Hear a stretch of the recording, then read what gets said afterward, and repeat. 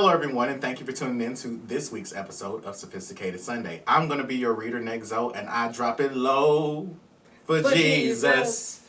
And this is my co-host, Osun Funke. Don't fuck with me. And this is my other co-host. I'm Peach Blossom, and I do my dirty wine while keeping the Lord in mind. All right, so we're going to be talking about white Jesus and black Jesus in today's episode. Hallelujah. Okay, let's just start off this way. What's the difference between white Jesus and black Jesus? Everything.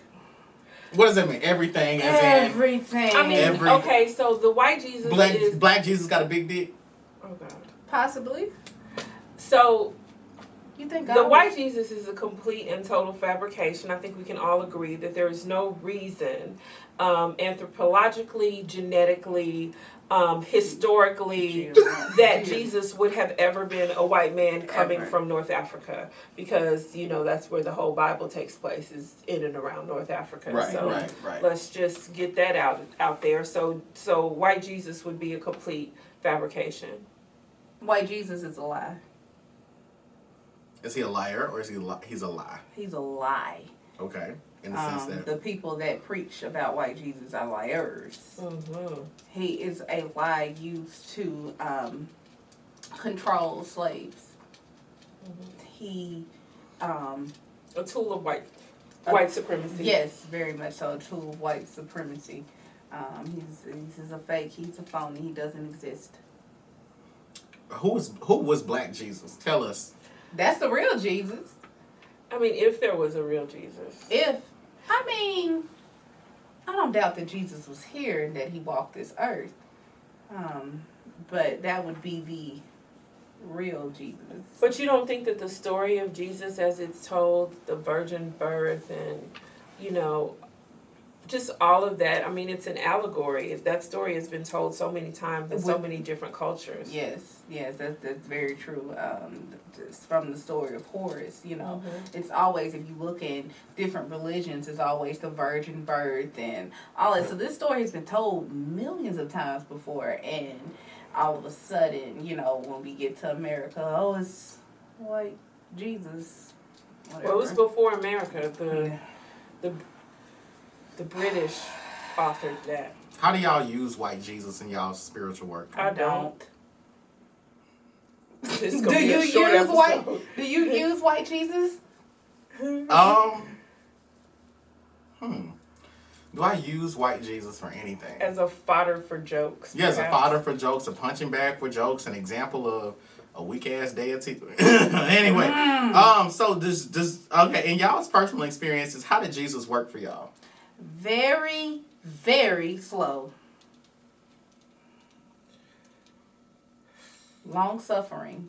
Both of y'all were in the Church of Christ, so yes, Christ indeed. Orleans Road Church of Christ, Memphis, Tennessee. Yes. Yeah, I was raised Church of Christ for a period of my childhood.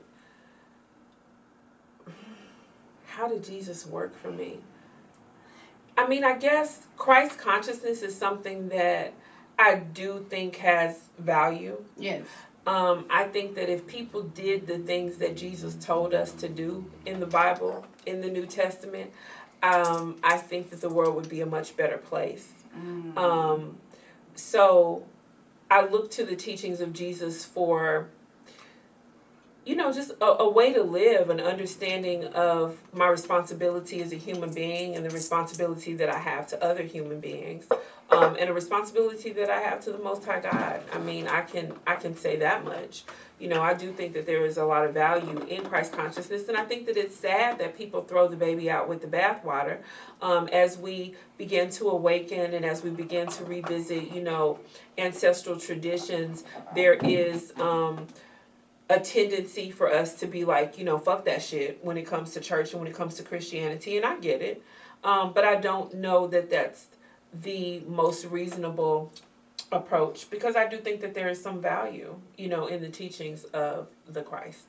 I remember waking up and realizing that white Jesus was a complete lie, and remembering just being so angry when I would hear that a black person is at church. Like, why? But we have to separate. Well, you know, really, I'm exhausted with the whole the idea of church and Jesus. I'm over it, you know. Mm-hmm. So it's hard for me to even engage in conversation about it. I know that that's where some people are, and I believe you have to meet people where they are, but I'm not really trying to meet anybody. You know, it's like, come to me when the student is ready, the teacher appears. Mm-hmm. So that's kind of my stance on it. You know, the people that I work with and the people that I intend to assist in their evolution, they gotta be past that. I can't have the Jesus discussions anymore. I can't do those debates. I don't have. No, I will not participate in the white Jesus debate. Period. Because if you're still holding on to white Jesus, and I won't say you're a lost cause because you can wake up, but I'm not going to entertain you. Can you achieve a Christ consciousness practicing African spirituality? Absolutely. Yes. Yeah. What is Christ consciousness? How do you all define that? I think that Christ consciousness has everything to do with understanding that we are pieces of creation. We are individual expressions of the Most High God. You know, Jesus told us, as I told you, you are gods. You know? So, yeah, I think Christ consciousness has everything to do with understanding that we are parts of the all. And, you know, I had a conversation with you, Dave. I don't think one of the first conversations we had. And, you know, you said Christ never told us to worship him. He said, be like him. Exactly. So that means we can perform miracles. We can turn, why can't we turn greater water? Works than these will you also do. We can turn water into wine. You know, and if I'm like this, if you want to practice Christianity, I'm going to make sure you're the best Christian. Greetings, I am Reverend Priestess Osun Funke. I would like to invite you personally to book an ancestral life path reading with me. If you're interested in learning how to work with your ancestors, how to make appropriate offerings, or how to set up your ancestor altar, I can help you. Please visit www.blackspectrumnetwork.com. You're going to follow that book to the freaking T. I tell you that. Well, then they got to stop going to church on Sunday. They gotta go on Saturday like the good book said, like the 10 Commandments commanded. You know, my hope and prayer is that Black people wake up, because part of white Jesus and that whole religion or culture, we condemn ourselves so much. I went through life feeling so guilty about everything. And foul. Sex is normal. It's normal for you to want sex. And I used to feel disgusted. You know, there's a lot of people, including myself, and I'm not ashamed to say, that really had a problem being intimate or open in the bedroom or doing whatever gets you there, because this is wrong. I shouldn't do it, but it's natural. You know what I mean? And to follow the white Jesus culture is just to condemn yourself for life, and I'm not here for it. Well, I think that one thing people need to know about me is that I'm actually a biblical scholar. I'm minored in theology. I read the Bible. I have read the Bible many times. I know the Bible better than most Christians, which is why I'm just so over it, because speaking to Christians, Christians don't practice Christianity. They don't. You know what I mean? Christians in America do not practice Christianity. They Really? go to church on Sunday. Really? Christians don't practice They Christianity? don't practice Christianity. What does that mean? Yes, they do. No, they don't. They got... Let God be true quickly. That's what LGBT means. They practice. Oh my God. No. I'm not gay no more because of Christianity. I'm saved and delivered. Thank you, white Jesus. You gonna go right to hell, right I'm here. just- the Look, I'm fanning the flames. A trap door is gonna open up, and it's gonna fall I'm gonna fall right into right it, down and it's gonna be a rainbow slide leading me straight to hell. And starburst falling. Skittles raining from the sky. Yes. Okay, so I wanted to then ask you all, what's your personal opinion of melanated, people of African descent, giving readings to people using the energy of white Jesus, but they don't work with their ancestors? I don't even understand what you're talking about. I What? can't answer that. What? What? That doesn't make sense. I just want you to work with somebody that looks like you at least. Yeah. So how do y'all feel about black people giving readings and prefacing their readings with a prayer to white Jesus and Jesus delivering How do you know them? it's the white Jesus? Maybe it may be talking to black Jesus. Well, They may be. which leads to this question. What ridiculous. Has black Jesus been given enough opportunity to show his strength? Hell yeah. And he ain't. Yes, and he ain't did. You know, the thing that got me, y'all, would really like woke me up, and I swear to you, was this question here. If the slaves and the slave master was praying to the same Jesus, well, which prayer was he listening to? Because he sure as fuck wasn't listening to my ancestors' prayers, I tell you that. And that is what turned me off completely. I was just like, you're right. We were praying to the same God, and look who's prevailing. Right, Donald Trump is president, for God's sakes. Well, I overheard this earlier, prior to us recording, that this person espoused this idea that there's this psychological, basically there's a very quick psychological processing that happens when black people go to Jesus with their sins, that they don't realize that they are expecting a white man to fix their problems, and the real world effects that has on them is that they don't trust in a person that looks like them to solve their problems, and they're more trusting of people outside of their kinship. Yes, it's very true. Do you, I wholeheartedly agree. You know, you have to think that Christianity, as we know it, taught us that everything that we practice, our ancestor practice in Africa, was evil. You know, I love my mom, but she'll say, you know, they worship devil and they do that voodoo stuff and this and that, the other. And I'm like, do you even know what voodoo is? Do you really understand it? Who told you that voodoo was voodoo was evil? Yeah. Who told you that Ifa was evil? Who told you that what our ancestors practice was evil? Who told you that? You know what I mean? And so it's just I just to look up to. I've had to check myself because I'll end up just not liking that whole race because we've been lied to, and I am just totally against following white Jesus doctrine because it causes you to live in a state of illusion. A state of long suffering, a state of waiting for life to happen to you instead of you using your ancestors and deities to make things happen in your life.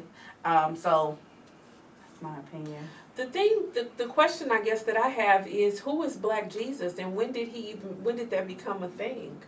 You know, did we just wake up one day like in the 60s and say, you know what, Jesus wasn't white, you know, and then he became Black Jesus? Because I don't think that a lot of people who practice Christianity who are melanated actually think about Jesus being Black. I think we've taken down the pictures of the white Jesus, but I think he's still lurking in our subconscious. He's still hiding in the closet. You know, I don't think that they've ever done the math, so to speak, and say, okay, well, I'm going to worship this dude. I'm going to be Christian. That's where I feel comfortable. But let me unpack this whole mythology of Jesus, you know. His mother's name wasn't Mary. You know what I mean? His name wasn't even Jesus. Yahshua ben Yosef. You know what I mean? Like, and then you guys, can we just take a moment to deal with the fact that Jesus was a Jew and that he was completely and totally concerned with the fate of the Jews, of the Hebrews, which would have excluded him from even considering or addressing the needs and the plight of all of Lower Africa, which is where most of us who come from the diaspora are from. Now, I don't dispute the fact that the original Hebrews were African or of African descent. I agree with that wholeheartedly. I believe that Oh boy, I was about to really just go in on something. Oh. I think it's interesting, and you guys can research this to find out the truth on your own, but it was because of the, I don't even want to go there. I'm going to say that I do believe that the original Hebrews were melanated. Yes. I do believe that they were from the areas in and around North Africa. Jesus was concerned with those people. He wasn't concerned with our ancestors. With the Gentiles. Yeah. And so, I think that that's a significant thing for us to think about, That's it. Okay. So, in Ifa, how do you all understand Jesus' role in present day society?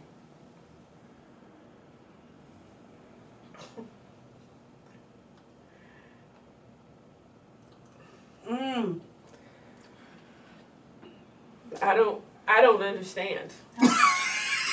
Well, how does I mean, that's my answer. I don't understand. I can't speak for every devotee or practitioner of Ifa, but I don't understand how in 2019 people are still comfortable with practicing a religion that was brought to them with the sword, a religion that has become and still is to this day a tool of white supremacy. It's not something that I can understand, So there's no Jesus, Arisha? boy? Yeah, y'all don't chop no goat throat or leave no wine for Jesus? There's no Jesus, no. Arisha, and you know it. Hell no. No Arisha of forgiveness? Hell. Greetings, I'm Priestess Peach Blossom. If you would like to know more about the traditions and practices of Southern Hoodoo, you can sign up for my mentorship program at www.blackspectrumnetwork.com. How does Jesus work in Hoodoo? Good question. Now I can answer that. Go ahead, Peach. You have to understand that a lot of our ancestors did worship Jesus. Mm-hmm. A lot of our ancestors went to church every Sunday night and Wednesday and the whole revival. So in Hoodoo, we do. I have my grandmother's Bible on my altar. I do spells from the Bible. I pray certain psalms in the Bible. Mm-hmm. Now, I do recognize that they did worship Christ, and I was just telling Dava, and she knows these hymns very well. I still sing, the Church of Christ hymns, because I feel connected to my ancestors. This is who they did worship. And even I can still turn on, y'all don't know the gospel station, but the gospel station in Memphis, and I will sing along because I know that my ancestors sung along. They love that, but I don't necessarily go to Jesus first. I go to my ancestors, but I do recognize that they did practice Christianity, and I do honor them, and I do pray when I do prayer and meditation with them. I do pray with my Bible, yes. So if you think that you're not going to use your Bible and you want to practice Hoodoo, you are sincerely wrong. Yeah, I mean, I think I agree with that. There's an element of that I still observe too. I actually have a Bible on my ancestor altar. Mm-hmm. The Bible itself says, "Don't forsake the God of your mothers." And my mother was very Christian. Yes. Her mother and her mother. Yes. But I also understand that, and I said this in a previous broadcast, that melanated people are so dynamic and so resilient that we will be who we are under whatever conditions we find ourselves. So my mother and my grandmother and my great-grandmother were priestesses of Ifa because that is my bloodline, but they had Christianity forced upon them, and so they became priestesses of Christ. They became prayer warriors and missionaries and devout Christian mothers who, wore their white and served on the usher board, and they dealt with spirit in the way that they were taught and allowed to do so. Yes. And again, like I said, I don't believe in throwing out the baby with the bathwater. I think that there are absolute jewels and gems and very valuable lessons and information that one can gain from reading the Bible and from making Christ consciousness a goal. But I think the same thing could be said for the Holy Quran. I think the same thing could be said for some of the Hindu texts and absolutely the oral traditions of West Africa. You know, I know that God is God. Yes. You know, and I know that there is one creator of Yes. all things. Yes. And I think that our goal as individuals, as human beings, is to return to the all. And I think that in our quest to do that, we must live a certain way. We must raise our vibration. We must be kind to one another. We must have respect for nature and all that entails. And I think that those are common threads in every organized religion, and Christianity is no different. And so I don't condemn people for being Christian if they are actually being Christian. What I detest is hypocrisy and ignorance. And that is what I find to be most prevalent in Christian communities across the globe, but especially within our community. Right. You know, you want to call yourself a Christian and you get up and go to church on Sunday. You're violating the 10 Commandments. You got a picture of Christ in your house or Christ hanging from the cross, Catholics, and the 10 Commandments clearly say, make no graven image. You know, that type of just blatant hypocrisy, just the fuck out of here. Yeah. Is the only you know what I'm saying? Yeah. Like, the fuck out of here. Yeah. So, yeah. Well, next, I'd like to ask, how does Haitian voodoo use white Jesus? They're what is it? 70% of Haitians are Christian, but they're all 100% voodoo. Right. Hello.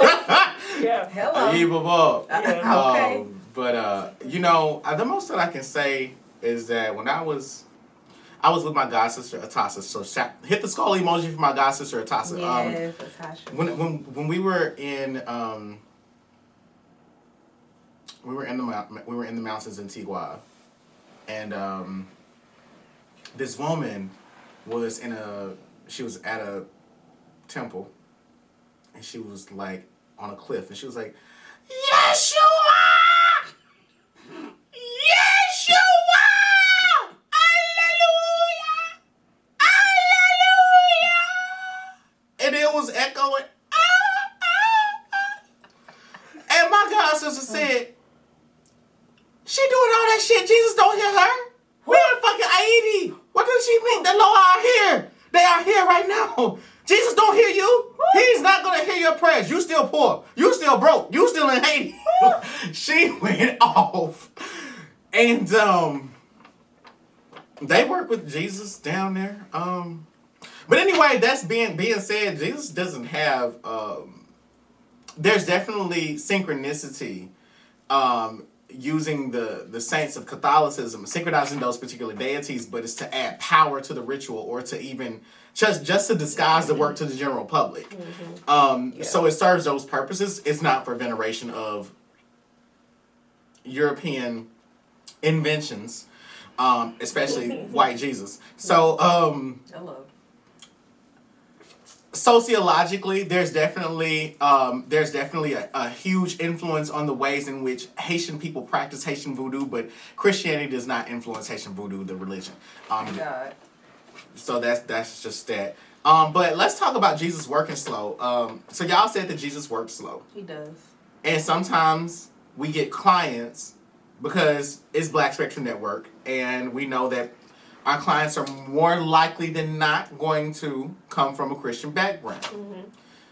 They've worked with Jesus. Jesus worked slow. They prayed all their life. They've given up on religion, given up on spirituality. They don't think prayer works, meditation works. They're skeptical about magic. What can they expect from spiritual work? From the spiritual work that you all do, what can they expect? Because they've given up on Jesus, now we got to lead them somewhere else. Somebody comes to y'all for a cleansing bath. A general cleansing bath. So Okay. Should they get baptized or should they? let me try to give a very quick pre-primer course in African spirituality. And Fuel my fire, take me high, I'll be your light.